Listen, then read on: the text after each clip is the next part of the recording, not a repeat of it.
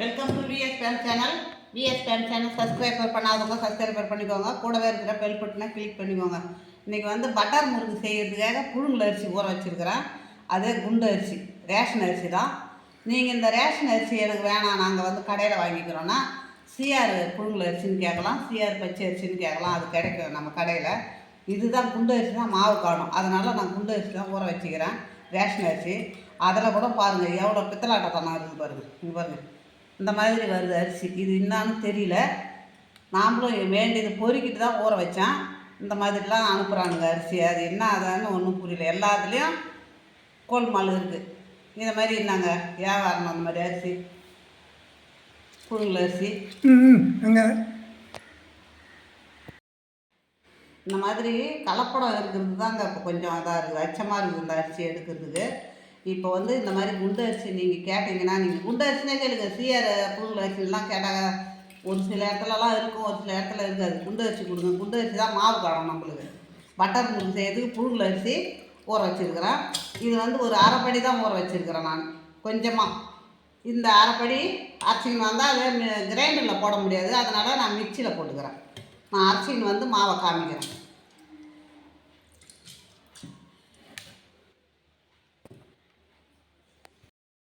இப்போ அரிசி வந்துட்டு பாருங்க. அரைப்படி அரிசி தான் ஊற வச்சேன். அரைப்படி அரிசிக்கு 100 பொட்டுக்கடலை மாவு. இந்த கிளாஸு 100 பிடிக்கிற கிளாஸ் இது. பருப்பாக இருந்தாலும் சரி, ஒரு பொட்டுக்கடலையாக இருந்தாலும் சரி, ஒரு வேர்க்கடலையாக இருந்தாலும் சரி, 100 வாங்கி அந்த கடையில் 100 வாங்கி அந்த இதில் போட்டோம்னா நிறையா இருக்கும். அதனால் இந்த 100 பிடிக்கிற டம்ளரால் 1 டம்ளரு. இதே சின்னபடி எடுத்துக்கிட்டிங்கன்னா 200 கிராம் வந்து டம்ளர், 200 கிராம் பிடிக்கிற டம்ளர் எடுத்து அது நிறையா போகிற அளவுக்கு எடுத்து நீங்கள் அந்த மாவை போட்டுக்கோங்க, பொட்டுக்கடலை மாவை.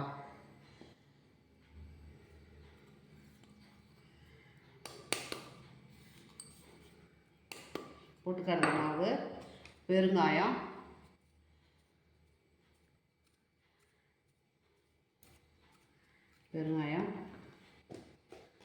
ஜீரகம்,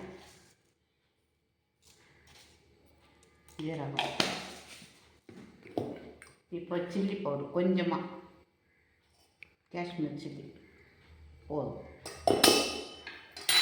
கொஞ்சமாக சும்மா வாசனைக்காக. இப்போ அதுக்கு தேவையான உப்பு. இப்போ பட்டரை நம்ம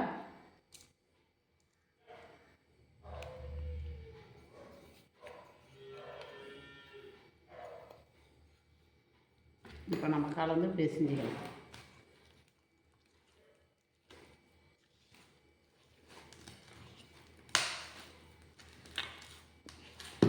நீங்கள் இதே அளவுக்கு எடுத்து நான் சொன்ன மாதிரியே நீங்களும் செய்யுங்க. ஆனால் இது சாப்பிடும்போது அவ்வளோ சாஃப்டாக இருக்கும், ருசியாகவும் இருக்கும். பிள்ளைங்களுக்கு உடம்புக்கு எதுவுமே கெடுதல் வராது. ஏன்னா புழுங்கல் அரிசியில் செய்கிறோம் நாம். பெரியவங்களாக இருந்தாலும் சரி, குட்டீஸாக இருந்தாலும் சரி, உடம்புக்கு அவ்வளோ ஹெல்த்துக்கு நல்லதுங்க இது.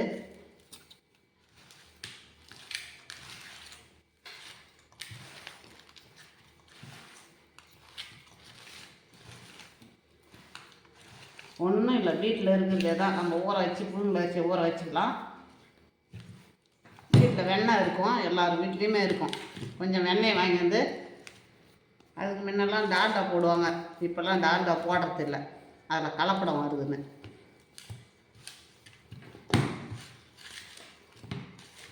வெண்ணெய் இருந்தால் வெண்ணெய் போட்டுங்க, இல்லைன்னா நெய் போட்டுங்க.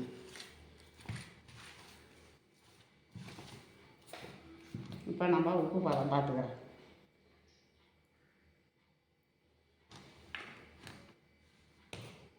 கொஞ்சமாக போடணும் உப்பு கொஞ்சம் கம்மியாக இருக்குது.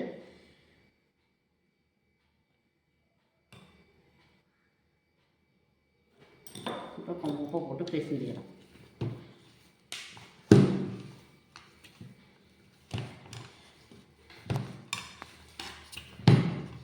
இதுவே ரொம்ப தண்ணியாக போயிடுச்சுன்னா நீங்கள் கவலைப்பட தேவையில்லை. ஒரு வெள்ளை துணியில் போட்டு அப்படியே கட்டி மேலே கட்டி தொங்க விட்டுருங்க, அந்த தண்ணி வடிஞ்சிடும். அதுக்காக மாவுலாம் கலக்கக்கூடாது. தண்ணி வடிஞ்ச பிறகு அப்புறம் கரெக்டாக நம்ம மாவு எடுத்து போய் அந்த குழையில போட்டு சுற்றிக்கலாம்.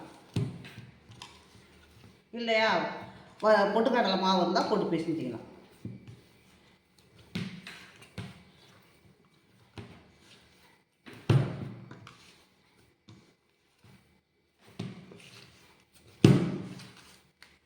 அரை அப்படி போட்டால் 100 டம்ளரால் 1 டம்ளர் பொட்டுக்கடலை மாவு, அவ்வளோதான். இப்போ நான் ஒன்றும் பெருசாக ஒன்றும் போட்டுடல.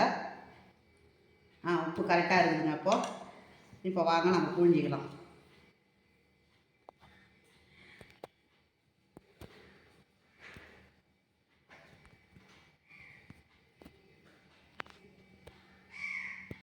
போகிறேன் இது இந்த உரலில் தான் போட போகிறேன். அச்சு இதை போட்டுட்டேன் பாருங்கள், மகிழம்பு அச்சு. இந்த மகிழம்பு வச்சு தான் போட போகிறேன்.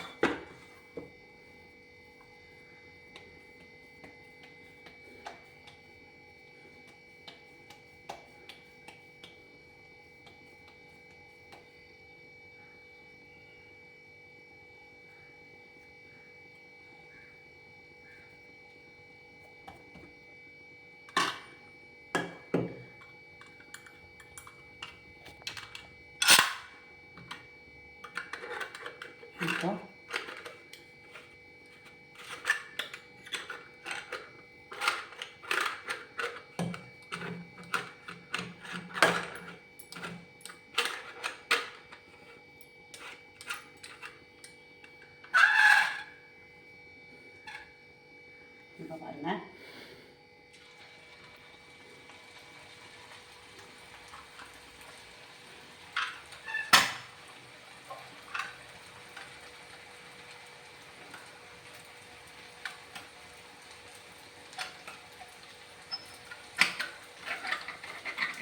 பொருத்தமே இல்லை.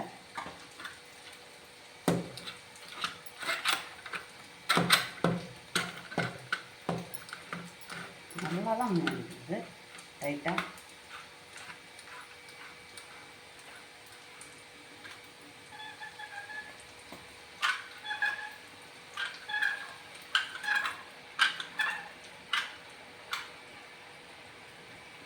முடிஞ்சிச்சு.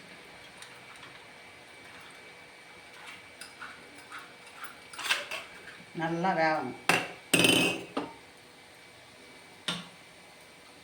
அப்படியே நார்மலாக திட்டமான தீயில வெந்தால் தான் கலர் மாறாத வேகும். இப்போ நம்ம இதை உரலில் போட்டுக்கலாம்.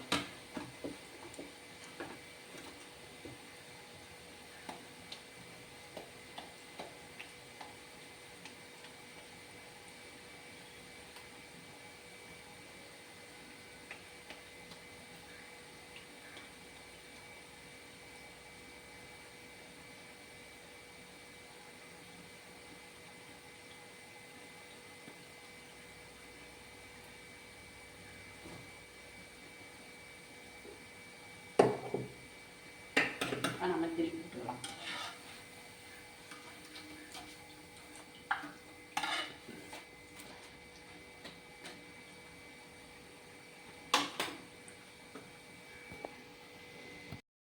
இப்போ பாருங்கள், நல்லா பப்புள்ஸ் அடங்கி போச்சு. இப்போ நான் முறுக்கு எடுத்துக்கிறேன். இந்த மாதிரி தான் இது வேகணும். இந்த மாதிரி நல்லா வெந்த பிறகு எடுங்க. சுத்தமாக பப்புள்ஸ் அடங்கிடணும். அப்போ தான் முறுக்கு சாப்பிட்டா நல்லா இருக்கும்.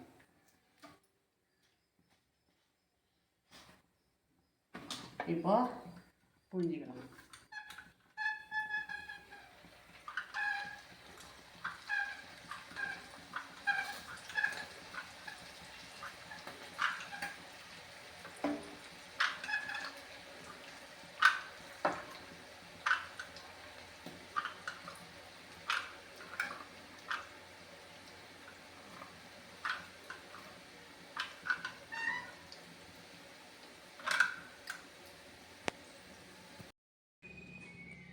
கரெக்டாக காட்டு. பட்டர் முறுக்கு ரெடி ஆகிடுதுங்க. நான் சொன்ன அளவு பிரகாரம் நீங்கள் செய்தீங்கன்னா கரெக்டாக இருக்கும். இது நல்லா பொறன்னு பசங்க நல்லா சாப்பிடும். பெரியவங்க பசங்க எல்லாருமே சாப்பிட்லாம். பல்லு இல்லாதவங்க கூட சாப்பிட்லாம். இதை நல்லா பொறன்னு இருக்கும். உடம்புக்கும் கெடுதல் இல்லை. புழுங்கல் அரிசியில் செய்திருக்கிறோம். இது வந்து எப்போ வேணாலும் நம்ம எப்போல்லாம் நம்மளுக்கு வந்து ஏதாவது சாப்பிடணும் போல் ஏதாவது ஒரு நொறுவு தின்னலாம் போல் தோணுதுன்னா இதில் எடுத்து சாப்பிட்டு தண்ணி குடித்தாலே போதும். வேறு எதுவுமே சாப்பிட வேணாம். அது உடம்புக்கு கெடுதல் இல்லாத பொருள் இது. இந்த பாருங்கள், மகிழம்பூ இதில் தான் போட்டேன். இந்த மகிழம்பூட போட்டேன். இப்போ கொஞ்சமாக மாவு எடுத்து பிரண்டாச்சு. இது பிரண்டாச்சு. இந்த பிரண்டாச்சியில் போட்டுருக்குறேன். கொஞ்சமாக மாவு எடுத்து, இதை விட இது சீக்கிரம் வெந்து போகுது பிரண்டாச்சு. பேரண்ட் அச்சில் போட்டது நல்லா இருக்குது, நல்லா வெந்து போகுது. நான் வந்து மகிழம்பூ அச்சில் போட்டேன். இது வந்து பட்டர் முறுக்கு இப்படி தான் போடணும், அதனால் இதில் போட்டுட்டேன். சும்மா போட்டு பார்த்தா இது நல்லா தான் இருக்குது. அதனால் நீங்களும் இதே மாதிரி செய்யுங்க. உங்களுக்கு பிடிச்சிருந்ததுன்னா எனக்கு லைக் பண்ணுங்கள், கமெண்ட் பண்ணுங்கள், சப்ஸ்கிரைப் பண்ணுங்கள்.